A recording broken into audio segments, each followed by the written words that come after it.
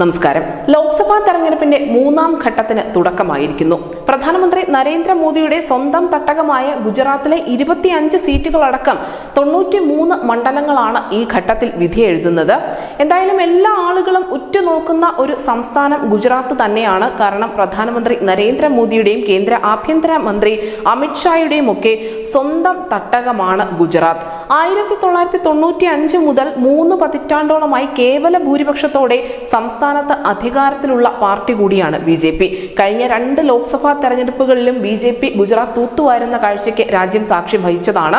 2009 കോൺഗ്രസ് സംസ്ഥാനത്ത് 11 സീറ്റുകളിൽ വിജയിച്ച ഒരു ചരിത്രമുണ്ട്. അങ്ങനെ കൃത്യമായും BJPക്ക് ഏറെ ആത്മവിശ്വാസമുള്ള ഒരു സംസ്ഥാനമാണ് ഗുജറാത്ത് എന്ന് തന്നെ പറയേണ്ടി വരും.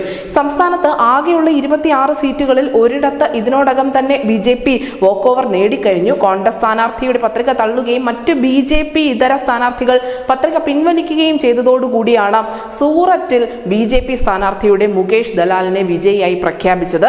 എന്തായാലും എല്ലായിടത്തും BJPക്ക് കാര്യങ്ങൾ എളുപ്പമാണ് എന്ന തരത്തിലുള്ള റിപ്പോർട്ടുകളായിരുന്നു ലോക്സഭാ തെരഞ്ഞെടുപ്പിന്റെ ഒന്നാം ഘട്ടം മുതൽ തന്നെ പുറത്തു വന്നത്. മാത്രമല്ല 2019 താരതമ്യം ചെയ്യുമ്പോൾ അവരുടെ കയ്യിലുള്ള സിറ്റിംഗ് സീറ്റുകളിൽ ഇത്തവണ നിലനിർത്തുകയും മാത്രമല്ല കൂടുതൽ സീറ്റുകൾ നേടുകയും ചെയ്യുമെന്ന തരത്തിലുള്ള അവലോകനങ്ങളും ഒക്കെ ഉണ്ടായിരുന്നു. പക്ഷേ എല്ലാ സംസ്ഥാനങ്ങളിലും എല്ലാ കാലത്തും എപ്പോഴും BJPക്ക് അനുകൂലമാണ് കാര്യങ്ങൾ എന്ന് കരുതുന്നുണ്ട് എങ്കിൽ തെറ്റി. കാരണം 2024 വരുമ്പോൾ BJP ഒട്ടും പ്രതീക്ഷിക്കാത്ത ഒരിടത്ത് നിന്നും അവർക്ക് വലിയ തോതിലുള്ള സമ്മർദ്ദം നേരിടേണ്ടി വരുന്നുണ്ട്.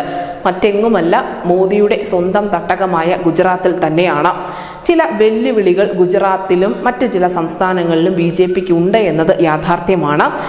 ഗുജറാത്തിൽ ഈ ക്ഷത്രിയരുടെയും ഹരിയാനയിൽ ബ്രാഹ്മണരുടെയും രോഷം തന്നെയാണ് BJP ഇക്കുറി നേരിടാൻ പോകുന്ന പ്രധാനപ്പെട്ട വെല്ലുവിളികൾ. കേന്ദ്രമന്ത്രി പർഷോത്തം രൂപാലയുടെ പ്രസംഗമാണ് ഗുജറാത്തിൽ BJPക്ക് വലിയ തലവേദന സമ്മാനിച്ചതെങ്കിൽ ഹരിയാനയിൽ NDA സ്ഥാനാർത്ഥി രഞ്ജിത് സിംഗ് ചൌട്ടാലയുടെ നാക്കാണ് ബ്രാഹ്മണ കോപത്തിന് വഴിവെച്ചിരിക്കുന്നത്. ഹരിയാനയിൽ കർഷക സമരം അടക്കം പ്രതികൂല സാഹചര്യം ഉണ്ടാകുന്നതിനിടയിലാണ് ഈ ഒരു ബ്രാഹ്മണ കോപത്തിന് കൂടി BJP ഇരയാവേണ്ടി വന്നിരിക്കുന്നത്. സവർണ വിഭാഗങ്ങളെ ഇത്രയധികം പ്രകോപിതരാക്കാനും മാത്രം എന്തായിരുന്നു BJP നേതാക്കൾ നടത്തിയ പരാമർശം എന്നുകൂടി നമ്മൾ മനസ്സിലാക്കേണ്ടതുണ്ട്. കഴിഞ്ഞ മാർച്ച് 22 ഗുജറാത്തിലെ രാജ്കോട്ടിൽ നടന്ന തെരഞ്ഞെടുപ്പ് റാലിയിൽ സംസാരിച്ച കേന്ദ്രമന്ത്രിയും രാജ്കോട്ടിലെ സിറ്റിലെ സ്ഥാനാർത്ഥിയുമായ പർഷോത്തം രൂപാലയുടെ പരാമർശം ഇങ്ങനെയായിരുന്നു: രാജാക്കന്മാരും രാജകുടുംബങ്ങൾ പോലും ബ്രിട്ടീഷുകാരോട് അടിയറവ് പറയുകയും അവരോട് കുടുംബ ബന്ധങ്ങൾ ഉണ്ടാക്കുകയും അവർക്കൊപ്പം ഭക്ഷണം കഴിക്കുകയും പെൺമക്കളെ ബ്രിട്ടീഷുകാർക്ക് വിവാഹം കഴിച്ചു നൽകുകയും ചെയ്തപ്പോൾ രുഖി സമാജ് കുലുങ്ങിയിരുന്നില്ല. അവരുടെ ധൈര്യത്തെയും ശക്തിയെയും ഒക്കെ ഞാൻ സല്യൂട്ട് ചെയ്യുന്നു. ജയ് ഭീം. ഇതായിരുന്നു NDA സ്ഥാനാർത്ഥിയുടെ ഭാഗത്ത് നിന്നും വന്ന പരാമർശം. ഇതിൽ ഈ രുഖി സമാജ് എന്ന് പറയുന്നത് ഒരു ദളിത് വിഭാഗമാണ്. അങ്ങനെ ദളിത് വിഭാഗത്തിന്റെ ആത്മാഭിമാനത്തെ പുകഴ്ത്തിക്കൊണ്ട് എന്നാൽ ഈ സവർണ വിഭാഗങ്ങൾ ബ്രിട്ടീഷുകാരോട് എല്ലാ കാലത്തും അടിയറവ് പറഞ്ഞു നിന്നവരാണ് എന്ന തരത്തിലായിരുന്നു ആ ഒരു പരാമർശം പിന്നീട് വ്യാഖ്യാനിക്കപ്പെട്ടത്. ഇതോടുകൂടിയാണ് സൗരാഷ്ട്രയിലെ രജപുത്ര വിഭാഗം ഇളകിയത്. ഇന്ത്യ സ്വതന്ത്രമാകുന്ന സമയത്ത് ചെറുതും വലുതുമായ 100-ലധികം നാട്ടുരാജ്യങ്ങൾ നിലനിന്നിരുന്ന ഒരു മേഖലയാണ് സൗരാഷ്ട്ര എന്ന് നമുക്കറിയാം. പട്ടേൽ വിഭാഗത്തിൽ നിന്നുള്ള ഒരു നേതാവ് തങ്ങളുടെ സമുദായത്തെ മുഴുവൻ ആക്ഷേപിച്ചിരിക്കുന്നു എന്ന തരത്തിലായിരുന്നു ആ ഒരു പരാമർശം വ്യാഖ്യാനിക്കപ്പെട്ടത്. എന്തായാലും രൂപാലയുടെ ഭാഗത്തു നിന്നുള്ള പരാമർശം തങ്ങളെ വ്രണപ്പെടുത്തി എന്ന് തന്നെയാണ് രാജപുത്ര വിഭാഗത്തിന്റെ ഭാഗത്തു നിന്നുണ്ടായ ആരോപണം. വിഷയം കൈവിട്ടു പോകുമെന്ന് ഏറെക്കുറെ ഉറപ്പായതോടുകൂടി മാപ്പ് അപേക്ഷിച്ച് പർഷോത്തം രൂപാല രംഗത്തെത്തി എങ്കിൽ പോലും രജപുത്ര വിഭാഗം ഇതുകൊണ്ടൊന്നും അടങ്ങാൻ സമ്മതിച്ചിരുന്നില്ല. നിലവിൽ പട്ടേൽ വിഭാഗക്കാരും രജപുത്രരും തന്നെയാണ് ഗുജറാത്തിലെ BJPയുടെ ഏറ്റവും പ്രധാനപ്പെട്ട കോട്ടകൾ എന്ന് പറയുന്നത്. അവർ എല്ലാ കാലത്തും BJPയെ പിന്തുണച്ച് ഒപ്പം നിന്നവർ കൂടിയാണ്. സൗരാഷ്ട്ര കച്ച് മേഖലയിൽ നിലവിൽ BJPക്ക് രജപുത്ര വിഭാഗത്തിൽ നിന്ന് 5 MLA-മാരും ഒരു രാജ്യസഭാ അംഗവും ഉണ്ട് താനും. സംസ്ഥാന BJPയിലും സർക്കാരിലും പട്ടേൽ വിഭാഗക്കാരുടെ ആധിപത്യം സമ്പൂർണ്ണമാണ് എന്നതിൽ വലിയ ഒരു അമർഷം ക്ഷത്രിയർക്ക് പണ്ട് മുതലേ ഉണ്ടായിരുന്നു താനും.